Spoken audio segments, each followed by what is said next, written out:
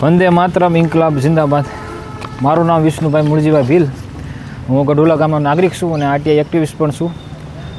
હાલ અમારા ગામમાં એમ કહેવાય કે સીસી રોડનું કામ ચાલુ છે. એમ કહેવાય કે આપણા તળાજાના ધારાસભ્ય ગૌતમભાઈની ગ્રાન્ટમાંથી આવેલું છે. સીસી રોડનું કામ છે, 3 લાખનું કામ છે.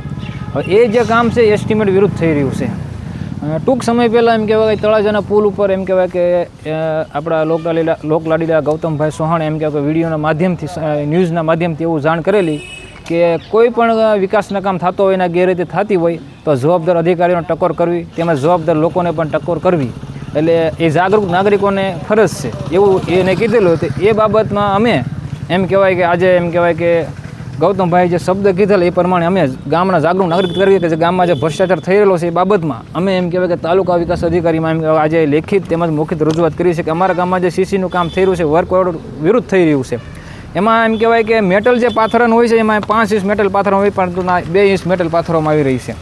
તેમજ એમ કહેવાય કે કોન્ક્રીટ જે કરવાનું છે તે એમ કહેવાય કે 4 ઇંચ કરવાનું હોય છે, સીસી 4 ઇંચ, એમ ટોટલ એમ 13 ઇંચની જાડાઈ હોવી જોઈએ આપણે એમ કહેવાય કે સીસી રોડની. પરંતુ તે એમ કહેવાય કે 6 ઇંચમાં પૂરું કરવા માગે છે આ લોકો અને વર્ક ઓર્ડર વિરુદ્ધ કામ થઈ રહ્યું છે અને હલકી ગુણવત્તાનું મટીરિયલ વાપરી રહ્યા છે. અને સરકારી નાણાંનો એમ કહેવાય કે દુરુપયોગ ન થાય જનતાના નાણાંનો, એ માટે એમ કહેવાય કે જવાબદાર અધિકારીઓને એમ ટકોર કરવા માટે તેમજ ધ્યાન દોરવા માટે આવ્યા છે કે નિયમ મુજબ એસ્ટિમેટ મુજબ કામ કરાવો.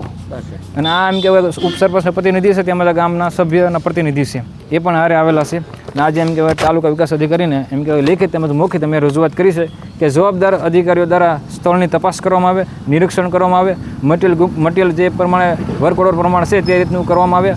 મેટલ પાથરી તો એના પર રોલિંગ કરવાનું છે તે વર્ક ઓર્ડરમાં લખેલું છે તે પણ એ પણ થતું નથી અને એસ્ટિમેટ મુજબ કામ થતું નથી અને નિયમ મુજબ કામ કરવામાં આવે અને જનતાના નાણાં દુરુપયોગ ન થાય, વેડફાય નહીં, એનું ધ્યાન એમ કહેવાય કે આપણે દોર્યું છે જવાબદાર અધિકારીઓનું. હવે એ લોકો પગલાં લે કે નથી લેતા એ જોવાનું છે. ઇન્કલાબ જિંદાબાદ.